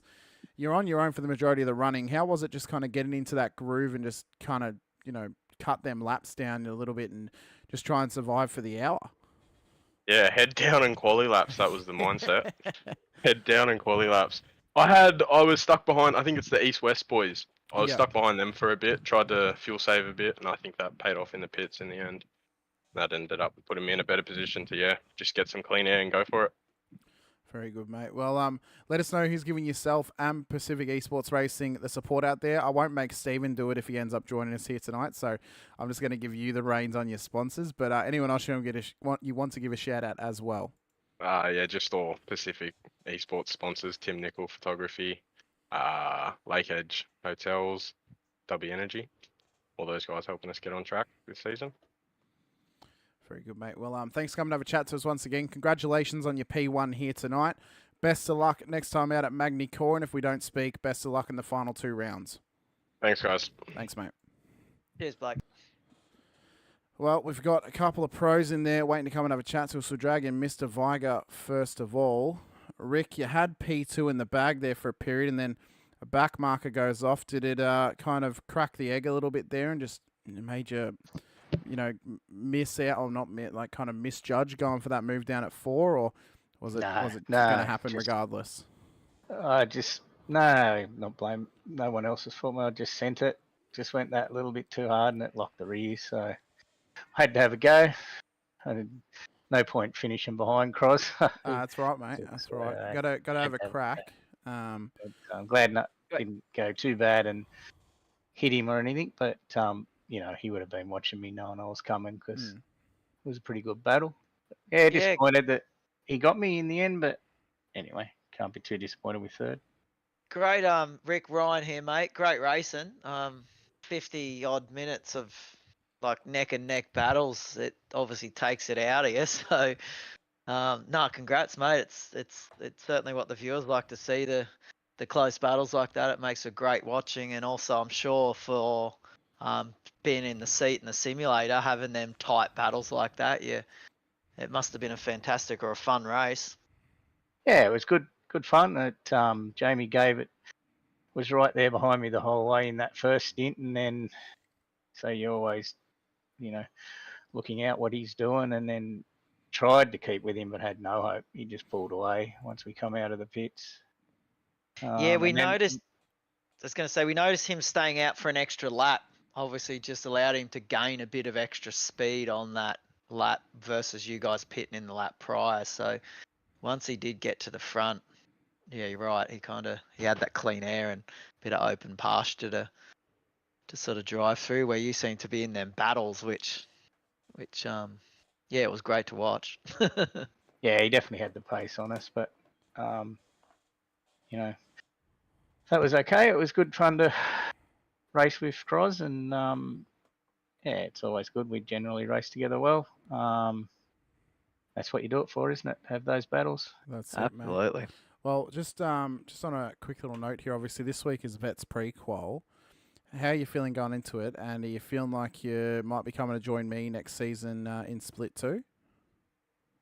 Well, who knows, Hamish? I'll be on the bubble for sure. That's just where I end up. I'm not fantastic at the the one-off lap, hot lapping. I tend to think that I go better with my racing than hot lapping. So I'll be a little bit. Look, I'm not disappointed I'd be with you, Hamish, but I finished 21st in Split 1 last year, so I'll be a little bit disappointed if I end up back in Split 2. But if that's where it is, that's where it is. So it'll work itself out, and I'll deal with whatever happens.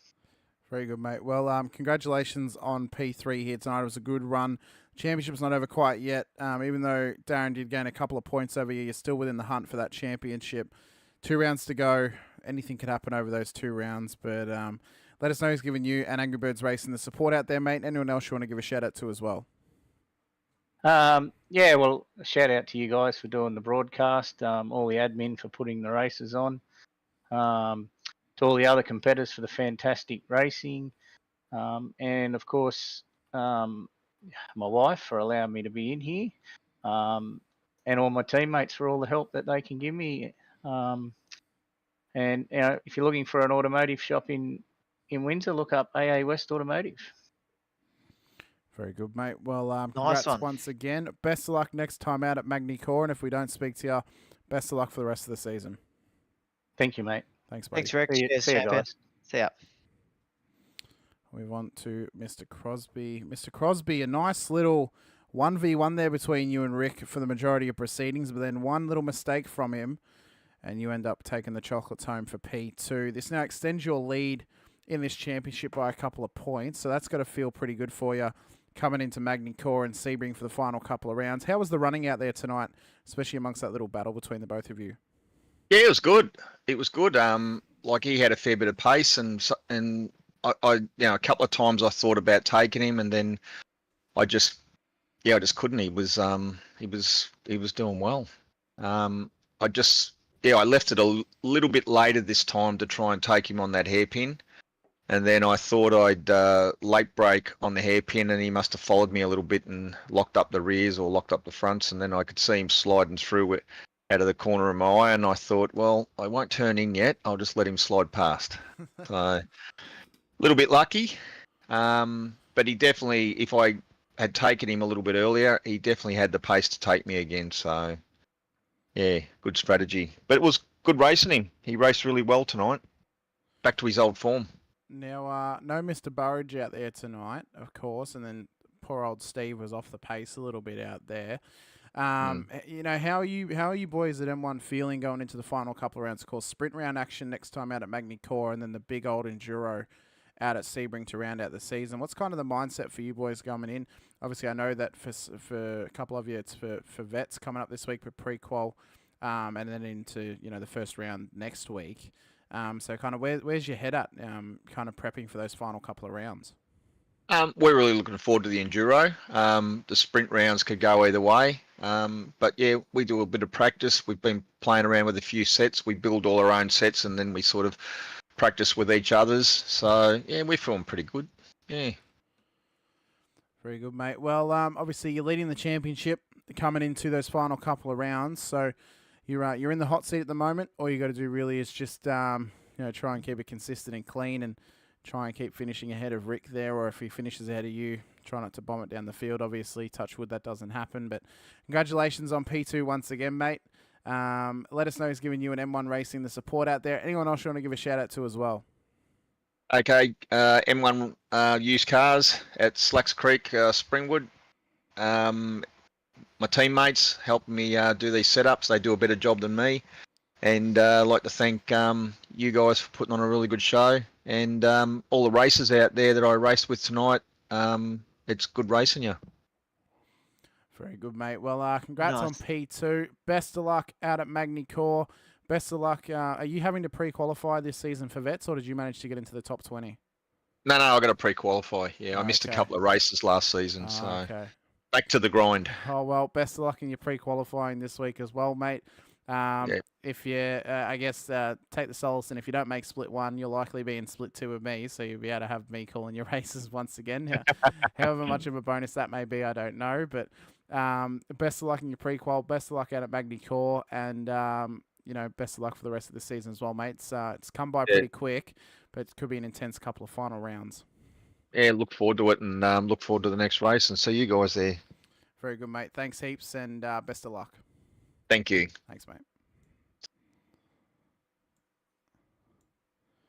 Mr. Davis, I guess the beauty or the hindrance of finishing first is you got to wait the longest out to have a chat to us. But congratulations on offer here tonight, mate, on another win for you.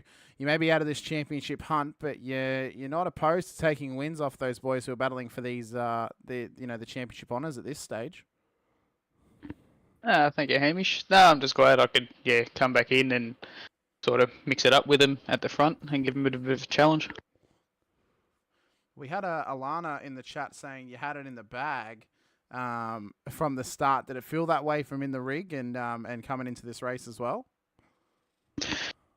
It appeared that way on the outside, but after that first pit stop, I was just doing qualifying laps just to try and build a gap at everything. So right on the limit, and at any time I could have thrown it away.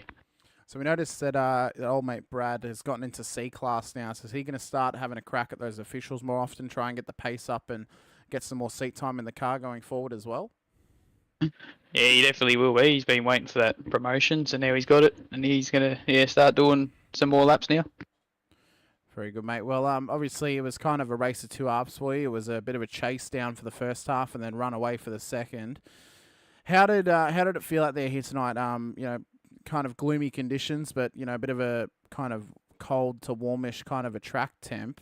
How is the car feeling out there? And do you think there was anything you possibly could have done a little bit better coming into tonight? Probably could have got qualifying together and put it on pole, but other than that, I knew I had a really good, quick race car that looked after its tyres. So that first stint, I call it the M1 strategy. I just sat there and just saved a bucket load of fuel. I guess that's kind of the name of the game sometimes when it comes to these strategy type of races. Of course, sprint racing next week out at Magny-Cours. So strategy is not really going to be a big thing in race number 1. Race 2, though, it could really make or break the attempt. But then enduro action out at Sebring the week after. So the strategy is really going to come into play over these next couple of races. How are you feeling coming into those two tracks and kind of the style of race that is being built around them with the sprint for Magny-Cours and the enduro for Sebring?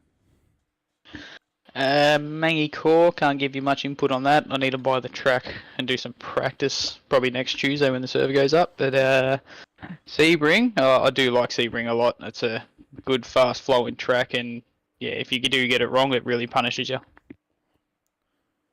Mate, we saw that firsthand Thursday night in the 8.6s, but could be quite interesting to see the Supercars roll around there for kind of a 3-hour event for us with the shootout and with everything, all the pomp and circumstance that we bring with it. But congrats once again on P1 here tonight, mate. Let us know who's giving you the support out there. Anyone else you want to give a shout out to as well?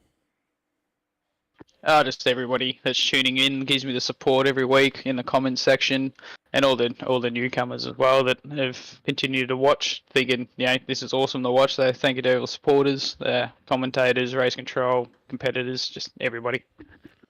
Very good, mate. Well, congrats once again on yet another win for yourself. Best of luck next time out on track, and if we don't speak to you, best of luck for the rest of the season. Thank you very much, Hamish. Have a good one, Hamish and Ron. Appreciate it. Thanks. See you, Jamie. Well, Pricey, what a feisty little race that was towards the end. Had some good little battles happening in and amongst the field, but nothing really to write home about in terms of best race of the season vibes, but still a good one nonetheless. I think it was a real we'll call it a B+ on the grading scale if last week's was an A++. What do you reckon? Yeah, look, I think a lot of the drivers will take a lot out of tonight. There wasn't anything stupid happening, but they, albeit got into their rhythm and, we didn't see crazy battles across the board. They were really close, tight racing. Let's hope they can carry a little bit of the form that they've got from tonight into next week. And that continues on to them sort of, improving and showcasing what a perfect, not a perfect, but what a really crazy battle and what some of the tracks can perform. But no, I think tonight lived up to as good as expectation as you expect with that track and how the boys went about it. So yeah, it was, hats off. The drivers all drove very well. Yeah, I think the only thing we could have really hoped for was maybe that safety car just before the pit stop period, as I mentioned, just to tighten them all back up, push the strategies out a little bit, and then wait and see where things were going to come from. But that will bring an end to our broadcast here tonight, ladies and gentlemen. Thank you so much for joining us once again. If you haven't already, please hit the subscribe button, hit the bell icon as well, so you are notified anytime we go live with our content across our 6 nights of racing. It all starts on the Tuesday night, Warren & Brown Tools V8 Supercars Series here, and then we move over to Wednesday night, the Shannon's Insurance Formula 3 Nationals, the Thursday night Shannon's Insurance Toyota GR86 Nationals, which is also a Motorsport Australia official series. The Friday night IMSA Shadow Series brought to you by Warren & Brown Tools. The Sunday night Warren & Brown Tools V8 Supercars Pro-Am. And then rounding out our racing week, the Motorsport Australia Formula V Nationals, which is also a Motorsport Australia official series. Be sure to also like the stream as well, or like the video when it is done. Any engagement we can get will help us grow the channel, grow the league, grow the series, so we can help bring you more exciting racing action, as if we don't already bring you enough, but there's always more on offer in the background. But for myself, Hamish Munro, and Ryan Price alongside me, we thank you so much for your time. We thank you for joining us once again. Thank you to all the series sponsors: Warren & Brown Tools, Shannon's Insurance, Motorsport Australia, Grim Industries, Shunt Scenery, NeuroPower, and DSL Rail Services. Thank you for supporting the series. Thank you for supporting the channel. And thank you for allowing us to go racing 6 nights a week. But this has been Sim Racing World TV. This has been the Warren & Brown Tools V8 Supercars Series, Season 1 of 2024, round number 7 out at Hockenheimring, Baden-Württemberg. Until next time, ladies and gentlemen, be safe, be cool, and bye for now.